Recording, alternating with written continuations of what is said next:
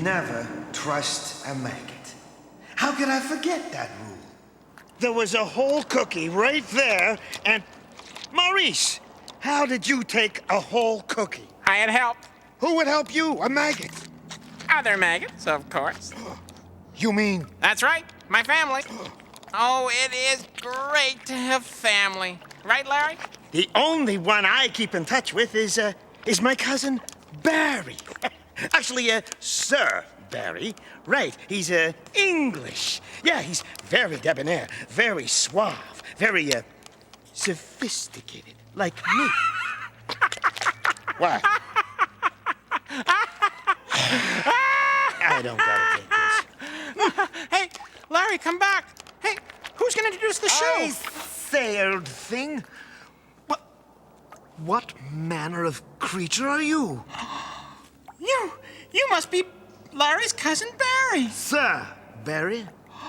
Sir, I've never met a real sir before. Well, of course you haven't. Wow, are you snooty? And deservedly so. Now, where is my cousin Larry? I don't know, but I'll help you find him. Watch this story. We'll be right back. This is a true story. Happened to a friend of mine.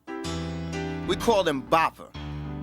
Now, first off, Bopper was a tennis champ. Honest. Him and his sister Maria. They won the All-City Mixed Doubles a couple of years ago. They beat the kid of this big corporate honcho called Philip and his partner, squishy-faced Hillary. Yeah, they were winning the competition for years till the city rec department started giving tennis lessons to us regular people. Bopper had a secret weapon, his sister Maria. Philip had a really hard time keeping his eye on the ball with Maria playing on the other side of the net. Oh, squishy-faced Hillary, she was beside herself, man. Well, Philip was tripping over his sneaker laces to hop the net to pay homage to the victor. Dad had to ask Maria if she would be interested in taking a turn in his jag some night. But Bopper stepped in. Nobody takes my little sister for no turn without first he meets my grandmother and gets approval. So, that's how come the next Saturday afternoon, Philip was lost deep in our neighborhood looking for Maria's place. He was driving up one alley and down the next and figuring he's gonna miss lunch. But just then, he saw Bopper in front of a bungalow working on his motorcycle. He had the engine all over the driveway. Philip slid out his jag and said, "Yo, trouble with your wheels, man?" Bopper looked at him like he was a bug and said, "Giving her a carburetor job." Philip mumbled something about spark plugs, and he rushed to the front door where Maria's dad stood with an ugly look on his face. He didn't even say, like, "You're late." He just said, "We started without you." He pointed Philip at the dining room and kept fighting with Bopper, who didn't want to stop working on his ride. Philip walked down the hall into the dining room feeling very, out of place, especially when he saw the family members around the dinner table, hunched over steaming bowls of thick black bean soup. Philip turned on all his charm as he apologized for being late and shoved a bouquet of flowers in the grandma's face. Then he played his trump card, saying, "As soon as I stepped in the house, my mouth started watering for that wonderful soup." The grandmother said Maria had made the soup herself. Maria was about to head for the kitchen to serve Philip a bowl when he said, "Oh, don't get up, Maria. I already feel like a member of the family, so let me serve myself." Uh-oh. There on the stove were 2 pots full of black bubbling liquid. So he sniffed one pot, and the stuff smelled terrible. Then he smelled the other, and it stunk too. See, that was the problem when you get brought up in a household where garlic is like some exotic thing. But Philip remembered his father's corporate-type advice. It doesn't matter what decision you make, so long as you make it fast and pretend it's right no matter what. So, Philip filled his bowl with the stuff from pot 1 and came back to the dining room just as Papa came in, dragging Bopper by the lip and demanding that he eat.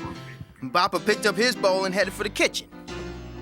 Philip sat down, smiled at Grandma, and began to eat and say, "This is so good, Maria," or something like that, and at the same time trying to keep from throwing up because the soup tasted like something you'd lick off the end of a gas pump. Anyway, Philip kept on smiling and slurping and was almost finished his bowl when Papa came back, and man, he was burning. "Hey!" he yelled. "What happened to the cleaning fluid my carburetor was soaking in?" This is a true story. Happened to a friend of mine. They rushed Philip to the hospital, and Maria came every day to visit. Their marriage was a big hit, even though Maria had to swear to never make black bean soup. I can't find Larry. Wonder where he could be. What the devil is that, Slime? if you will, yes? It's Slime. Where can I find my dear cousin? Well, he wouldn't go far, you see. I've got his cookie. Well, it's urgent that I find him, you see. There is a family secret that we share, one which we must address immediately. A family secret? I'll look for him myself. Can you believe that sweet, polite, sophisticated roach is related to... Hey, let's keep this show moving. Let's roll another freaky story. This is a true story. It happened to a friend of mine. Actually, two friends, Charlton and Belinda. They were affectionately known at Harvard as Chip and Bunny. When Chip and Bunny tied the knot, they searched to find the perfect home, in the perfect neighborhood, with the perfect neighbors. Something perhaps in Kennebunkport, lots of tradition and history. And they found just what they were looking for. A charming old house with tons and tons of character.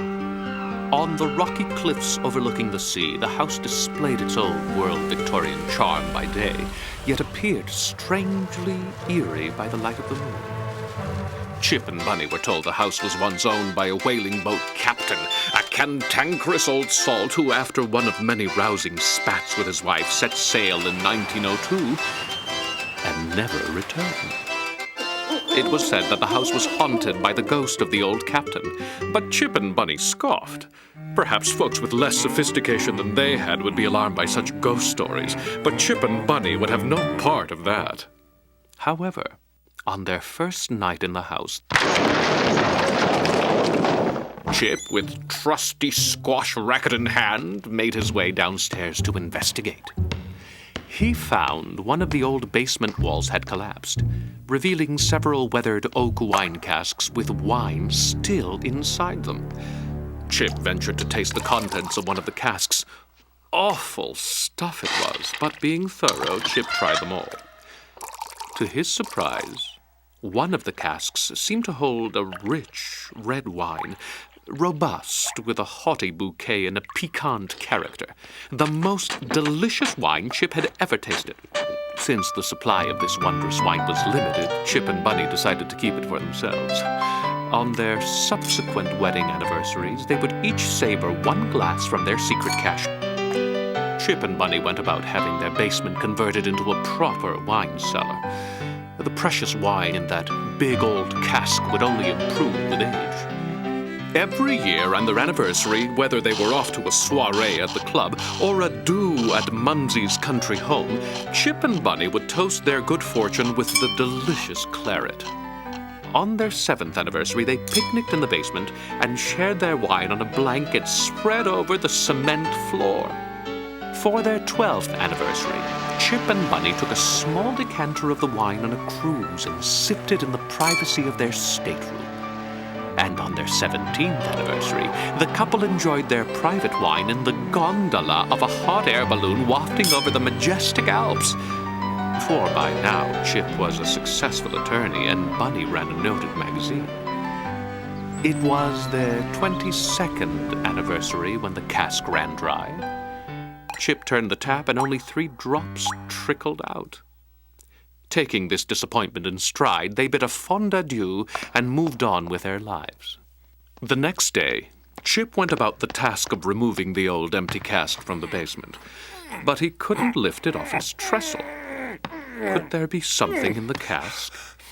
He pried off the lid and looked inside. Staring back at him was the old sea captain, who had either gone to sea and returned in a wine cask, or had not made it out to sea after the last spat with his wife. This is a true story. It happened to a friend of mine, and these days, on their anniversary, Chip and Bunny, now devout teetotalers, toast each other with strawberry milkshakes. cousin, he's so nice, and you're, well... My cousin? Here? No way! Wait, I was just talking to him. What does this guy look like? The guy that says he's my cousin. Oh, well, he's about,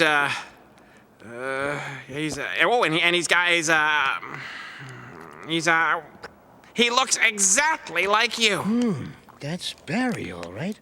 What's he doing here? Well, he said something about a family secret. Oh no, not the family secret.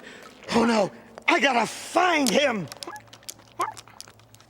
I can't seem to locate my cousin. Oh yeah, he got pretty upset when I told him about the secret.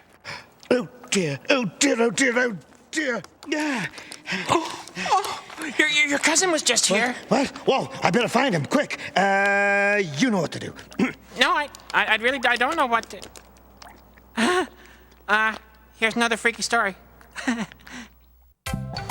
This is a true story. It happened to a friend of mine, Gertrude. Like the rest of us, she was getting on a bit. Still spry, but with hubby gone and the kids with kids of their own. Let's just say Gertrude had seen better years, but the best was yet to come. One day, Gertrude had just hopped off the crosstown bus and was waiting for another one to take her home when nature called, if you know what I mean. She'd been at a tea social most of the afternoon. She was not in the more fashionable part of town, and there wasn't a gas station in sight. Gertrude slipped into one of those snooty little dress shops to see if she could find an understanding sales clerk. The place was filled with the upper crust, the kind of place where if you have to ask how much, you can't afford it. Gertrude discreetly whispered to the wealthiest-looking salesgirl she'd ever seen, asking if she might use the facilities. The woman noticed Gertrude's discount shoes and announced the washrooms were reserved for customers only. All the rich ladies stared at her, and Gertrude hightailed it out of there. She felt like the biggest loser in the world and would have liked to have crawled on home. But when you have to go, so she kept on looking. She tried the big video store across the street, and things looked good at first. But when Gertrude mentioned her problem, the teenage clerks just spouted a long list of rules and regulations. And she had no more luck at the cafe next door, or the variety store on the corner, or the laundromat. By this time, things were getting pretty desperate. A terrible accident was a distinct possibility. But suddenly, across the street, Gertrude spotted a funeral parlor. She knew it was terrible, but she was forced to pose as friend or family and get to the ladies' room before it was too late. Instead of robotic teenagers, there was a pair of creepy funeral directors waiting right inside the front door. They smiled solemn, "I'm so sad for you" smiles, and Gertrude nodded her thanks for their sympathy. And just when she thought the worst was over, the creepier of the two pulled out a guest book and insisted that she sign. So Gertrude signed. She felt awful about it, but she put her whole name down, even though she'd never heard of the dearly departed.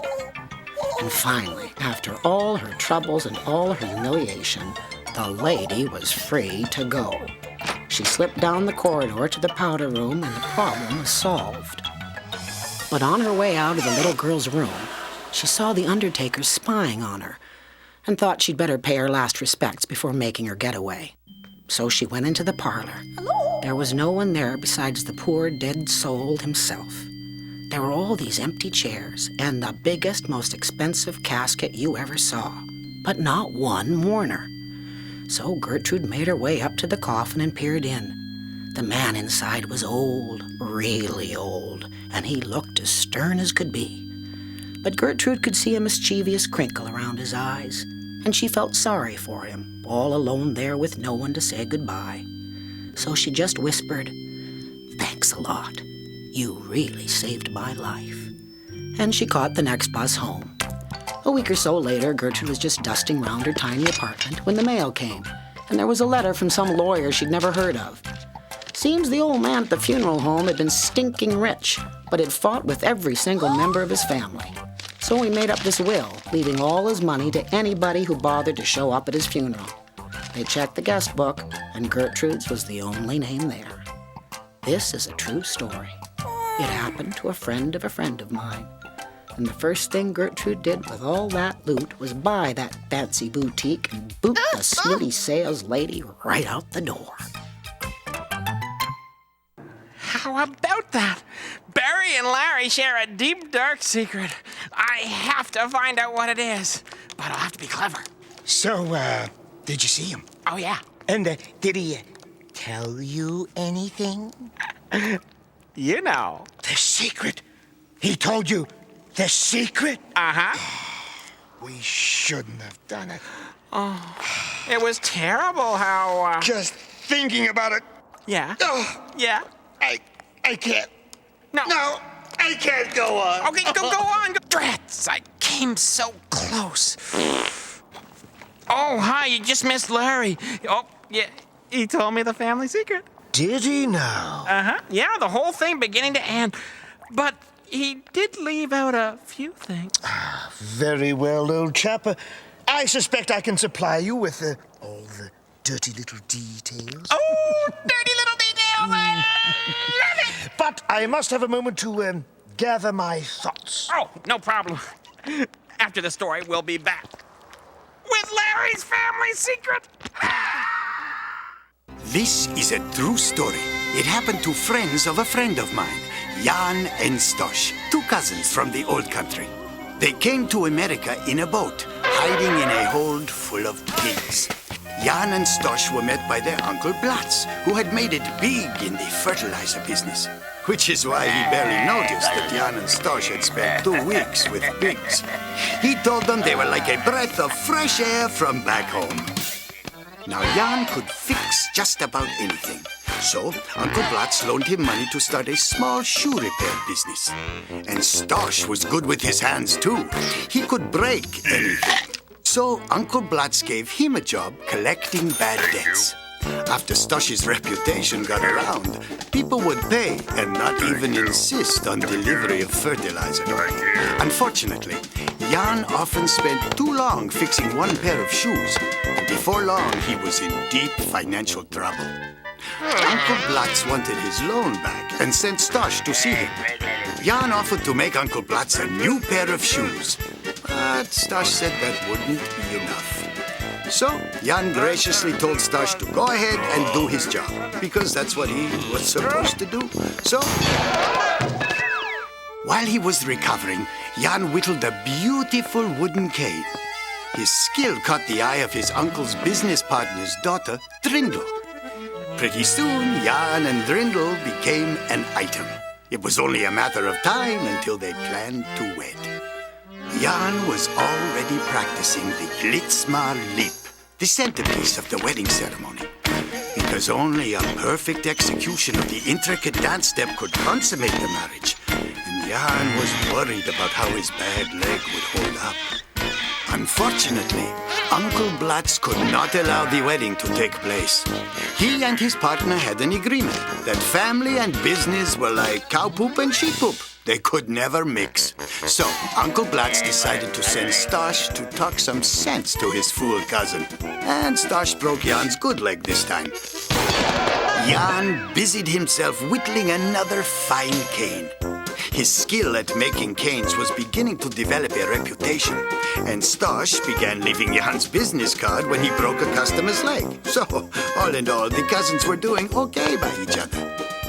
They were closer than ever, which is why Stosh insisted that Jan be his best man at his wedding. Stosh had fallen in love with Drindle, and after breaking Drindle's father's legs, the silly rule about family not marrying into the business was set aside. The day of the ceremony, Jan selected his 2 finest canes to help him hobble down the aisle. He stood proudly at the altar, watching first his own beloved Drindle stroll down the aisle in a dress she made herself out of fertilizer bags. Then came his cousin Stosh, resplendent in satin and burlap.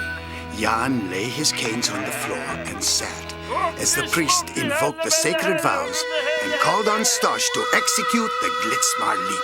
But his feet got caught in Jan's canes. Stosh fell down the steps, crying in agony as both legs, tangled in Jan's canes, snapped. Jan stood up, and to everybody's surprise, executed a perfect Glitzmar Leap. And the priest, having no other choice, pronounced Jan and Drindle man and wife. This is a true story. It happened to friends of a friend of mine, Jan and Stosh. You know, the ones who can't agree on anything. And who could blame them? Neither one has a leg to stand on. Okay, Sir Barry, let's have it. What's your family secret? Ah, we live in such a mercenary age. Huh? Everything today seems to be worth something. Your family secret, what's that worth? What do you have? A whole cookie. Oh? You got here. Okay, let's have it. What's your family secret? You see, my dear boy, the secret is I got no family secret. Huh? It's me, you dodo. Where's Sir Barry? I'm Sir Barry. You're Larry. That's the secret. The secret is there is no secret. You get it? No. Excuse me, I got a date with a cookie. See you soon. Someday I'll find out what that family secret is.